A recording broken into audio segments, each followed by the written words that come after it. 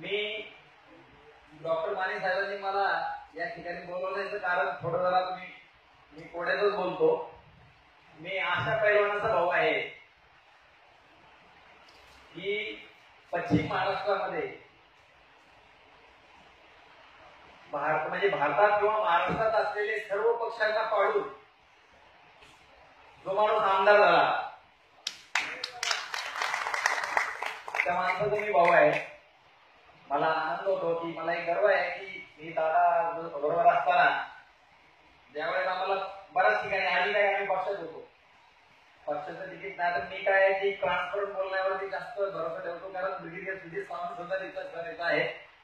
म्हणजे मी फौजमध्ये पण नोकरी केली, तर पॉलिटिकल हे असलं तरी त्यामध्ये आम्ही ट्रान्सपरन्सी जास्त ठेवली पहिल्यापासून. दादांनी पण आम्हाला पहिल्यापासून शिकवलं की लोकांना तुम्ही खोटं सांगू नका. ज्यावेळेस डॉक्टर साहेब परिस्थिती अशी आली की आमदारकीला तो उभं राहणार, आम्ही गेली 10 वर्षाला चाललेलो आणि त्याच्यानंतर परिस्थिती की आता अचानकच ते सगळे पक्ष फुटले आणि अपक्ष राहण्याची वेळ आली. इंटरनल काही गोष्टी बऱ्याच काही आहेत, ते सांगावं का नाही ते पण माहित नाही, पण सांगतो की बऱ्याच त्यावेळेस आमच्याच लोकांनी ठरलं की आता काय करू आणि ह्याला पाडायलाच पाहिजे. ते आपण उभं राहिलं तर हे पाडल्याशिवाय का होणार नाही. म्हणजे वाटत काय होतं की येतो का नाही गॅरंटी नाही,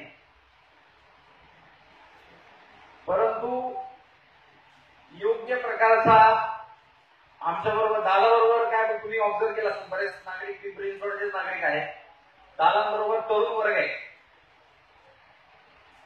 आणि बऱ्याच जणांना वाटतं लहानगे म्हणजे पैलवान थोडं जरा गोडकी उडकीच असतील. तर तसं न करता आम्ही योग्य पद्धतीचं प्लॅनिंग केलं. प्लॅनिंग मध्ये जास्त करून आम्ही भाऊ आणि वेगवेगळ्या टीम केल्या. कुठं पॉझिटिव्ह कुठं निगेटिव्ह या गोष्टींचा विचार केला. जसं आता माने साहेबांबरोबर मी गाडीमध्ये असताना नाही तरी थोडं आपल्या मुलांनी साऊंड वाजवू नका, हॉर्न वाजवू नका, छोटीशी गोष्ट असते, पण छोट्या छोट्या गोष्टींकडे पाहायला आम्ही आणि कसं आमची लोक आपली लोक पोहोचतील प्रत्येक नागरिकांपर्यंत हे पाहिजे. आणि ज्यावेळेस मतमोजणीची वेळ आली, फक्त मला वाटतं की 15 ते 20 मिनिटच मी टेन्शन मध्ये वहिनीचा फोन बंद करून ठेवला. बाकीच्या इतर वेळेस आम्ही लीडिंग मध्येच होतो. या ठिकाणी अनेक वरिष्ठ नागरिक या ठिकाणी बसलेले आहेत. तसं आज व्यासपीठावरही अनेक मान्यवर आहेत. मी मार्गदर्शन म्हणणार नाही, परंतु आज माने साहेब ज्या आपण शाखा उभ्या केलेल्या आहेत त्या शाखेमध्ये खरोखरच ज्यावेळेस नागरिकांसाठी काम केलेलं आहे. कारण इतर वेळेस अजूनपर्यंत काय झालेलं आहे, बऱ्याच लोकांनी मंदिरांची घोषणा केल्या, बऱ्याच पक्षांनी वेगवेगळ्या घोषणा केल्या, परंतु ज्यावेळेस नागरिकांच्या वर वेळ येते त्यावेळेस कोणी मदतीला येत कार्यक्रमामध्ये तोडावर फोन करतो ना. तसंच जर ह्या आज बोसरी 10 बरोबर 17 जुलै पुढच्या 17 जुलैला या ठिकाणी म्हणजे प्रत्येक वॉर्डात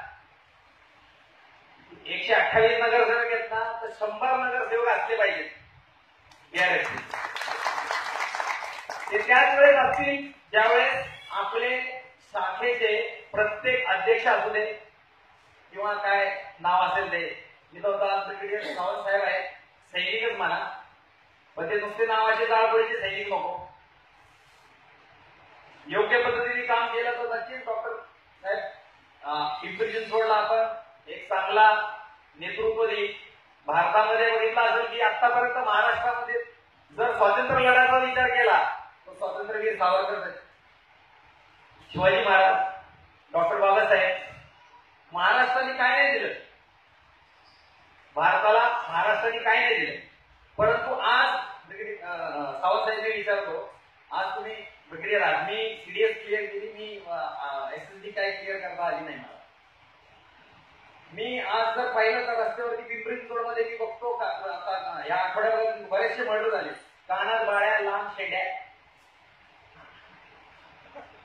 आणि आई वडिलांना डोके दुखी. दादांना फोन, पोलीस स्टेशनला पकडले, 10,000 पाठवले. म्हणजे एका चांगल्या राजकीय माणसाला सुद्धा नागरिक वेळेला पोलीस स्टेशनला नेऊन बसवतील.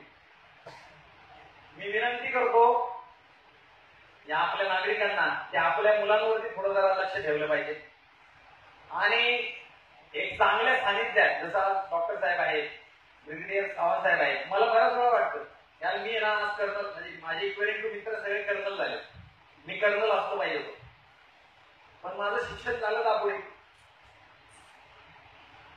त्या दापोडी गावाचा हे धरू नका की दापोडी झालं म्हणून काय झालं नाही, परंतु ते मार्गदर्शन जे महत्वाचं आहे.